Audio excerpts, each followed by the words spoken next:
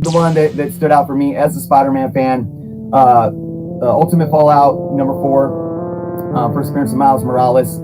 This book, I said, I know a guy that has a long box full of these books, and I'm telling you, in about 20 to 30 years, I think this guy is going to send his kids to college on that long box full of these books. This is one modern book that I think is going to gain a really solid value in the next few decades. Now, this is a situation where I think Marvel just did something unexpected, because I always talk about how DC, Marvel, these publishers usually do two things to stay fresh with characters.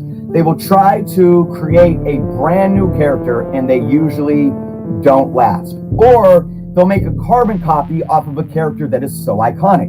How many Hulks have we seen? How many Supermans have we seen? How many Spider-Mans have we seen? But yet here is one where they kind of fuse those two things together. You took the iconic character of Spider-Man, but yet took such a different character under that mask with a different personality, and wove a story that really worked.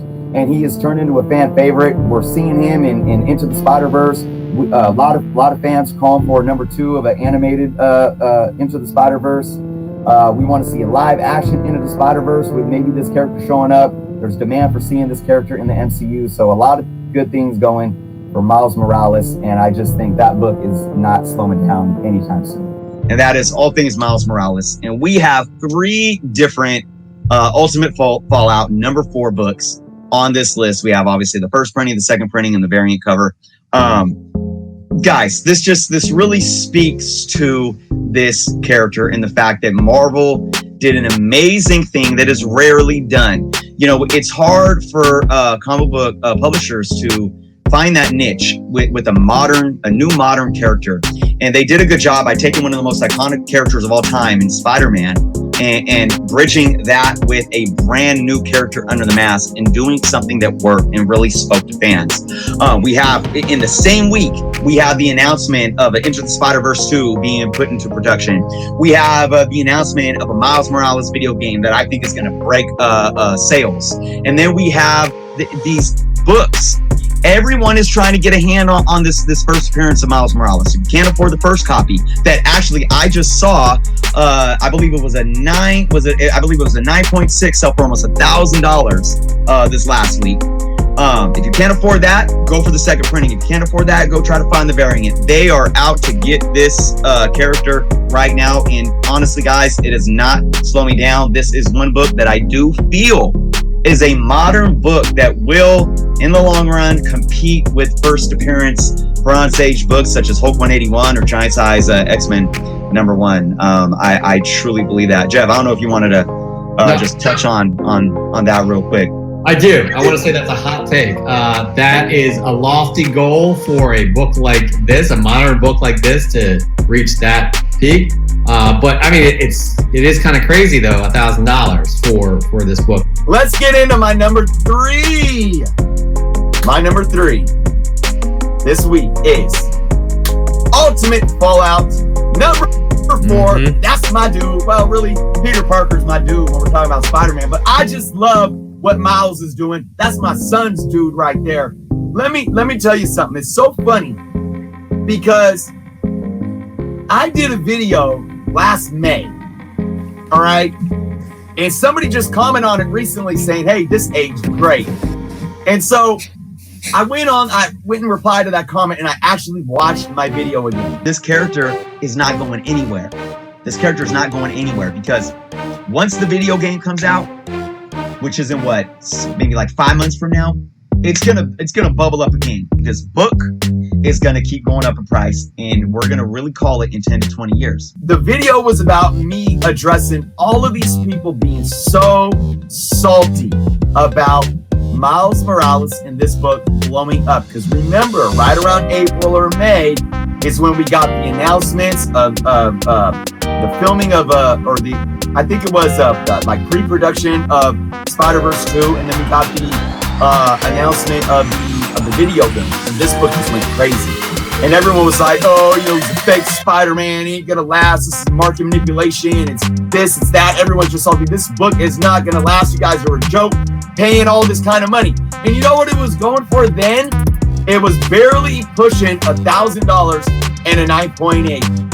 Watch that video again, and I heard myself telling them about, guys, this book and this character are going nowhere. Here we are, almost a year later. Let me tell you what happened. Well, this week alone, we had a 116% increase in sales.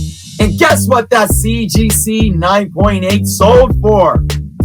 $3,155. Haters, the joke's on you. I called it a year ago.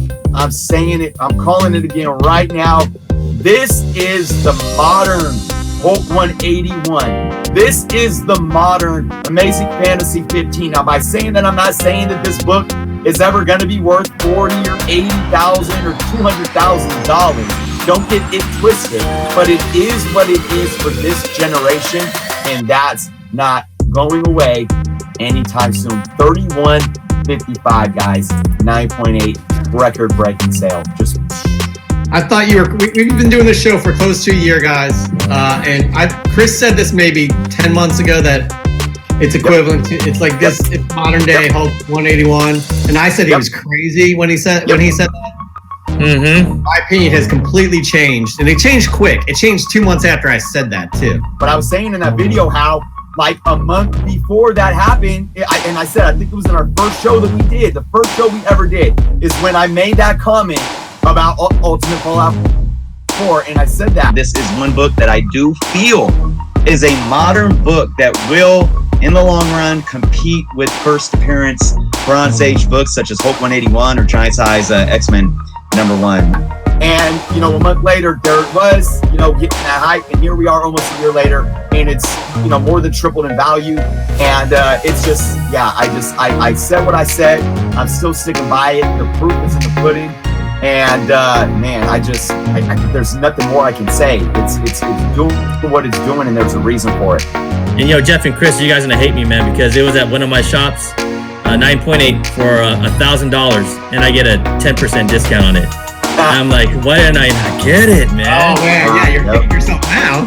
Okay. You punch yourself in the face right now. I should right on camera, bro. Like that is wow. Yeah, absolutely.